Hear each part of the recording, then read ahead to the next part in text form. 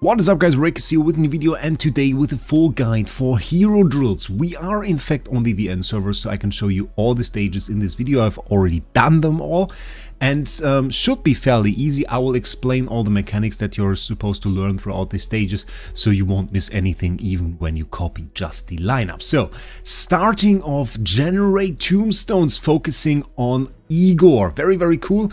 Igor actually with an ability to summon a tombstone every time an enemy hero loses 40% of their HP. Makes him pretty tanky. He can jump between the tombstones instead of dying. What we are supposed to know here is when we place him a little bit too far to the front, he will actually get targeted. Thus one solution is to place him a little bit backward. This can work as well. I usually did this, and you're just supposed to damage the enemy, reduce the enemy HP by 40%, so Igor can actually take over and do the rest. And there you can see second tombstone is spawned, and at that point our Salazar does no longer really matter. We can easily clear this with Igor as well, though Salazar actually has a decent bit of a chance there. You can see the damage here, that's pretty insane. He can actually capture enemies, which is an exceptionally strong ability, but one that isn't really used too often. Damage immunity right here. We are fairly immune to the mirror stuff. The OD has an insta-kill ability that can actually instantly kill Igor. So what you are supposed to know is that you have to attack the OD immediately to not get hit by his ult. So that is what we're doing, and thus we can just 2-hit him. He's actually super squishy. For being a Mythic Plus, I assume he only is Mythic Plus for the sheer sake of allowing us to demonstrate his ability. Other than that, this is a very easy stage when you understand that. So next stage, actually reduce healing, kind of interesting stage.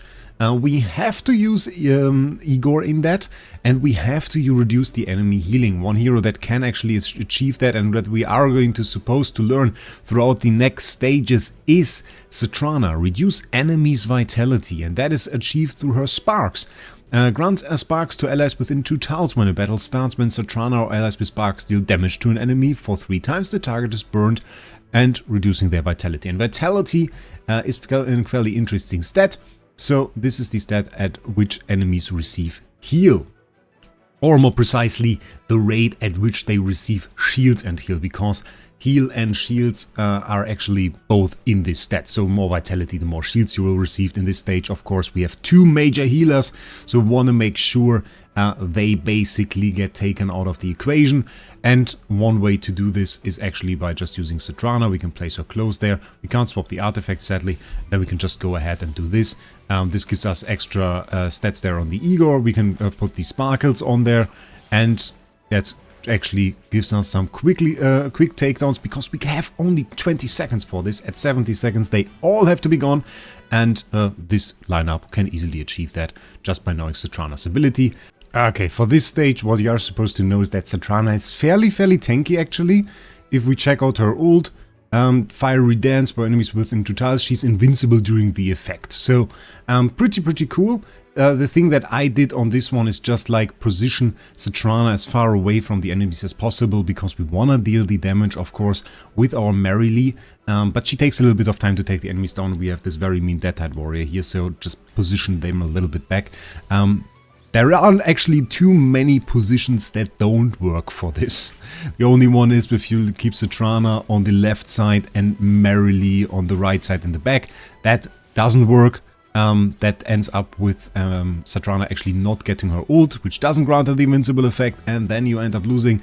But like this, it's actually a win, with pretty decent damage from both of them and a lot of tankiness from Satrana. And Satrana, interestingly enough, a hero that is also used in PvP. You wouldn't think so, because you don't see her too often, but she is. Just very interesting. So for this stage there are many solutions actually. What I personally went with was just like with Vala, and then I used Sylvina. The thing with Sylvina is you don't have to place her next to Satrana. She will immediately teleport over to Ludovic, so you don't really stand a chance at giving her the sparkles. Vala, however, can get them, so that is pretty cool. We of course have the threat of Talene here, and we kind of want to get rid of that enemy Ludovic. Usually works as soon as Satrana gets close to Talene. This is basically over. And then we can get the quick defeat. 71 seconds. Kind of a close one. But turns out this works out. Fairly easy clear. And this is already the first entire area done. Should have been pretty easy. As long as you understand like the Satrana ability. Next one. Interesting one as well. We go and get to learn a little bit about Dionel. Dionel first stage called Penetrative Attack. Yeah, just place your Dionel. Really, all the positions should work, right? Is the right one really failing? No, it doesn't matter. You're just supposed to see that his normal attack hits many enemies, like immediately penetrates all of the enemies. That is all that you have to learn through this stage. That is really all of it. I would have been surprised if any of this positioning there would have really been a failing position. Next thing that we are supposed to learn is Intoxication. Is his Nectar Feast ability. Gains a stack of Intoxication when receiving a non-permanent stat boost from an ally. What is that, a non-permanent stat boost? Well, that is any stat boost that has a duration. If it says like 15% attack for 3 seconds, that is a non-permanent stat boost. And whenever he gets that, he increases by 15 attack and 15 attack speed. And usually the way you use Dionel is by giving him non-permanent stat boost, letting him get that.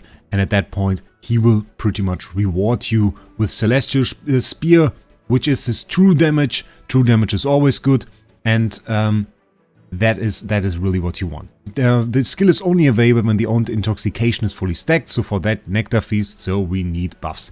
Buffs we get through Lucca and through Parisa. Parisa, the buff you really want, is, where is it? Parisa increases attack speed by 22%, normal attack damage by 22% for herself and one nearest ally. So we want to make sure that Lucca is not next to Parisa and is her nearest ally, but it is Dionel instead. And also non-permanent attack boost, non-permanent stat boost through a lightning spell. Backmost hero gets an attack boost, attack speed boost for the start of the battle. So we combine that all, and that ends up with us getting enough damage. And actually, yeah, we got our true damage hit. And that is sufficient damage to get through here. Ever so slightly. If you combine that wrong, that can be bad, but this works out. So, fairly easy once you understand Dionel and how the buffs works. This is probably the one where the most players are a little bit confused. The way you do this is you just position Lucca and Parisa in the same way, really. But you can see how that splits up the attack lanes a little bit, and so they survive a little bit longer. And that actually ends up being the positioning that gives you enough survivability, really, and enough damage to clear out all the enemies. And there we have it. Easy clear, 72 seconds. And that works out. That clear works pretty much every single time for me. So, pretty nice. On this one, it's also fairly easy. Hodgkin has an immunity to fist damage. His ethereal state in which he's immune to those. And interesting enough, this one is magic. This one is the magic damage dealer. This one is a fist damage dealer. If you position him here and Satrana there, obviously the magic damage dealer will attack him, which is bad. So we swap. Fist damage dealer attacks Hodgkin. The fist damage dealer is mythic, so does a ton of damage, but Hodgkin immune to physical damage. So no problem for him. You can see taking a ton of damage, and bam, ethereal state, immune to physical damage. No problem anymore, and Satrana can actually take care of this magic damage dealer, and together they can manage to clear this stage. So the only thing you manage to notice here is which enemy is the magic damage dealer, which enemy is the fist damage dealer. So also fairly easy. On this one we also have fist damage dealers and magic damage dealers, but this time in a little bit of an uncomfortable positioning. The way I dealt with this is just by positioning Iron here, and then we had Ludovic just for some immediate heal position there behind them, and this works out pretty well, usually with a win. I didn't try Smokey, but could see that this works as well with Smokey. So we have a Mythic Plus, so we get the immediate ult. We also get the pawns of our mate Hodgkin. Pulling enemies together with Hodgkin in your team is kinda OP because he has this ult that hits multiple enemies and adjacent enemies as well. And this can deal a ton of damage. So Hodgkin is actually a very potent damage dealer. And sometimes people kind of forget about this. And this was already our second area here. So we are very, very fast this time around. And now off to the third. First stage charge. Interestingly enough, Kafra is supposed to be our next hero that we learn a little bit about. On this first stage, however, you just play Siwin and that's it. Just supposed to show you a little bit of his abilities. When he attacks an enemy, he stuns them. He's not good. He's actually really not good. There might be some RNG where you don't get the Hewen ult. This might cause you to lose this. My attempts, this has always worked. There is his forest mark under the Temesia there, which is the mark of the hero he attacks. And yeah, you don't really have to know too much about this guy. If you care about it, definitely read up. But really those stages work by setting the hero. Here you are really just supposed to see, okay, there is like a legendary Hewen there, but either way this works because he just takes out the Hewens one after the other, infiltrating the enemy backline, as the stage is called. And really by just positioning the hero you will win this. So they made sure to make those stages not very important and quicker, not very difficult and quicker than you think. You are out of those stages with the Kafra and supposed to learn Reinier.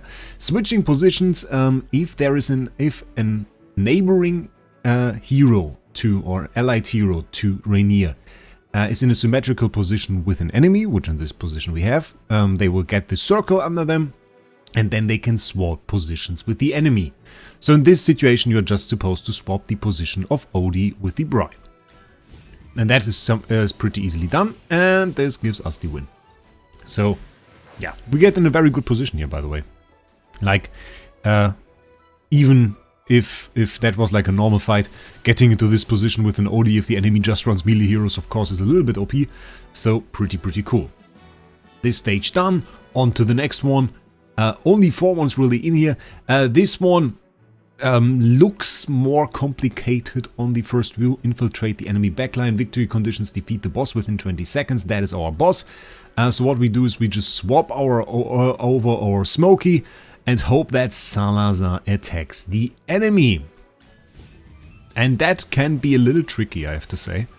If they get a crit, we lose, but usually we win. So that worked out. Nice.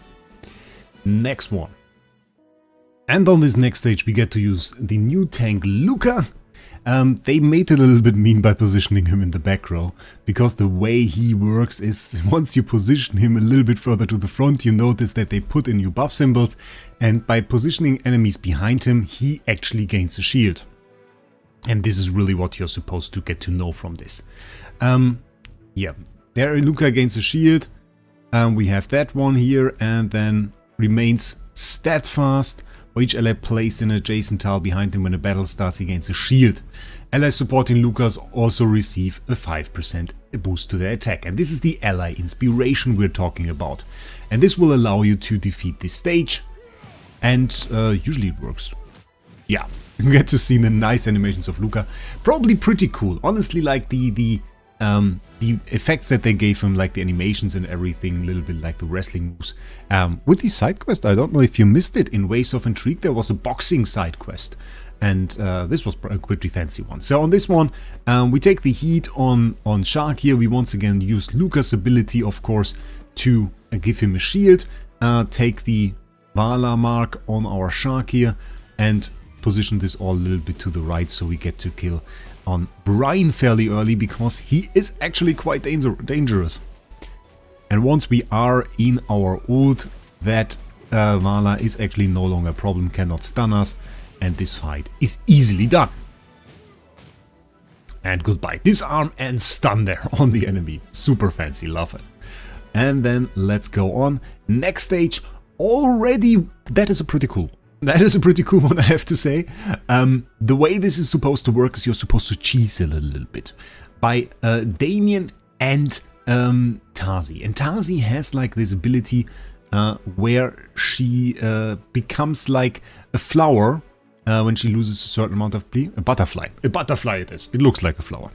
And then in this form she's invincible, she hits enemies a little bit to the side, doesn't do a ton of damage, but she recovers HP and gets energy.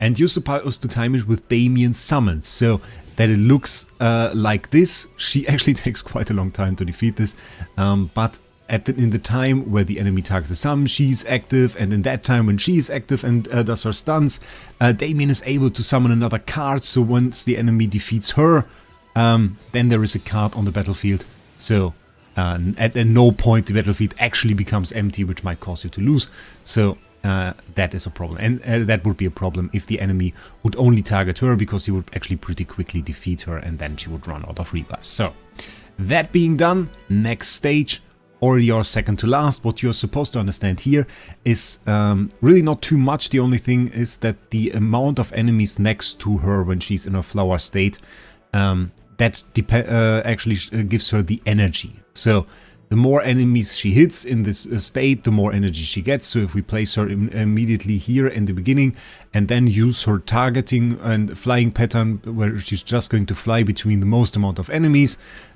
we actually get a quick defeat here. So she is in a flower state, bam, bam, bam, fills up with energy, flies over here, does her ult, done.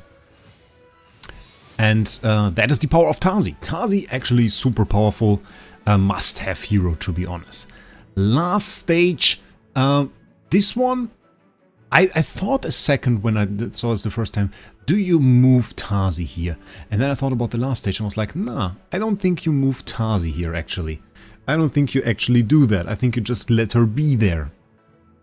And then I just went with Lucius and Rowan over here, and Rowan plays over here, and that worked out for me fairly well.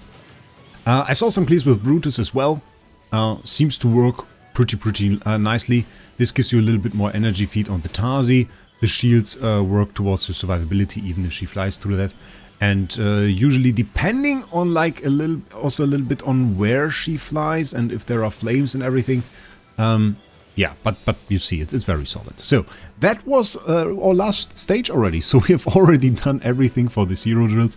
All stages done, points 20 out of 20, full loot completed, 60 title essence, 15 temporal essence. Honestly, not insane loot, but I love this game mode. It's just lovely to try out these different hero mechanics. Great game mode. I hope you enjoyed too. I hope this video helped you maybe clear a difficult stage. If it did, tell me down in the comments below. Maybe leave a subscription to this channel, would appreciate it. And with that, I wish you a great day. We'll see us in the next one.